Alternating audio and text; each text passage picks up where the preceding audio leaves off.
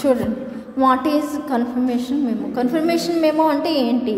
These memos are used to confirm in writing something that has been agreed to verbally. అయితే ఈ మెమోస్ని దేనికి ఉపయోగిస్తామంటే confirm చేసుకోవడానికి, రాతపరంగా మనం confirm చేసుకోవాలి సంథింగ్ అని అనుకున్నప్పుడు రాస్తాం అన్నమాట. అప్పుడు ఎలాగా మనం స్పష్టంగా మనం రాసినటువంటి పదాలకి కట్టుబడి ఉండాలి. వెర్బల్లీ అంటే పదజాలానికి మనం ఏ పదాలు అయితే రాస్తామో ఆ పదాలకి ఖచ్చితంగా కట్టుబడి ఉండేలా ఉంటేనే ఆ పదాలను రాయాలి. అది కన్ఫర్మేషన్ మెమో అన్నమాట.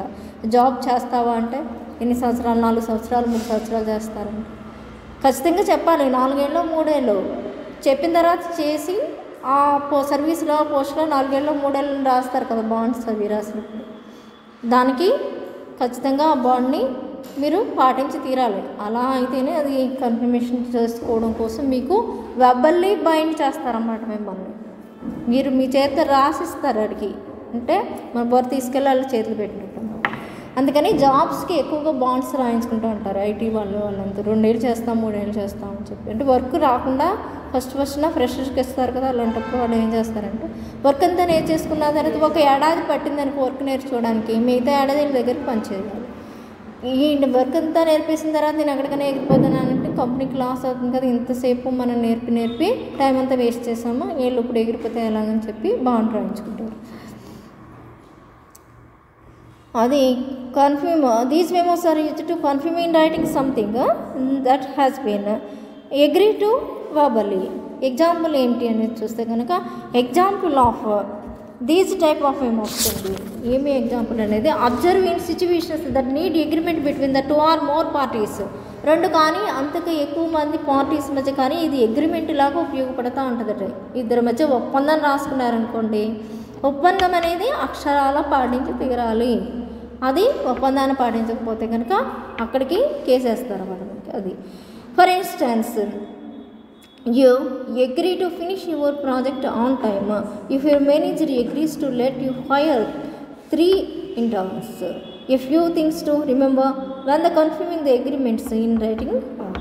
మరి ప్రాజెక్ట్స్ వస్తూ ఉంటాయి పైనుంచి. ఆ ప్రాజెక్ట్స్కి మన మేనేజరు బాండ్ చేస్తారన్నమాట. ఇలా నేను ఈ ప్రాజెక్ట్ని 1 వారంలో ఇస్తాను, ఒకళ్ళంటే 10 రోజులు ఇస్తాను, ఇంకొకళ్ళంటే ఎవరైతే స్పీడ్గా ఇచ్చేస్తానంటారో వాళ్ళకి ఇస్తారు.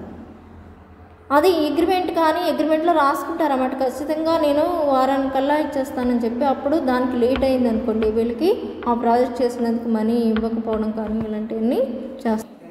బిట్వీన్ 2 or more పార్టీస్, ఒక 2 పార్టీల మధ్యన ఒక అగ్రిమెంట్ ఒప్పందం చేసుకున్నప్పుడు అది మొత్తం కన్ఫర్మేషనే వస్తుంది. కొద్దిగా కన్ఫర్మ్గా రాసి. For instance, you are agree to finish your project on time if your manager agrees to let it hire 3 interns. అయితే మనకి కొంతమందిని హైర్ చేసుకుని వర్క్ చేయిస్తూ ఉంటారన్నమాట. అందుకని మనల్ని త్వరగా చేయండి అని చెప్తూ ఉంటారన్నమాట.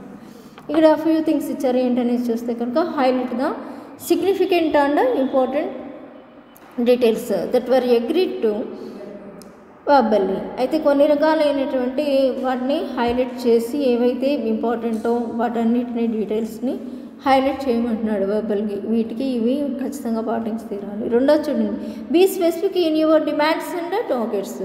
మీకు ఏ డిమాండ్స్ ఉన్నాయి, ఏ టార్గెట్స్ ఉన్నాయని మొత్తం స్పెసిఫై చేయండి. ఇది ముఖ్యము, ఈ టార్గెట్ ఇలా పూర్తి చేయాలి అని చెప్పి దానికి మాత్రం ఒక స్పష్టత అనేది తెచ్చుకోండి. స్పెసిఫిక్గా ఈ టార్గెట్ ఈ టైంలో ఈ డిమాండ్ ప్రకారం పూర్తి చేయాలని చెప్పి.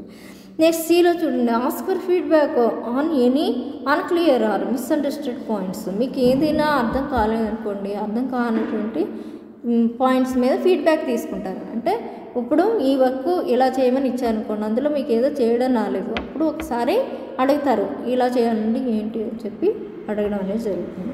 మీకు అర్థం కానటువంటి పాయింట్స్ ఏమైనా ఉంటే ఒకసారి అడిగి కన్ఫర్మ్ చేసుకుని అప్పుడు మళ్ళీ వర్క్ని బిగిన్ చేస్తారు.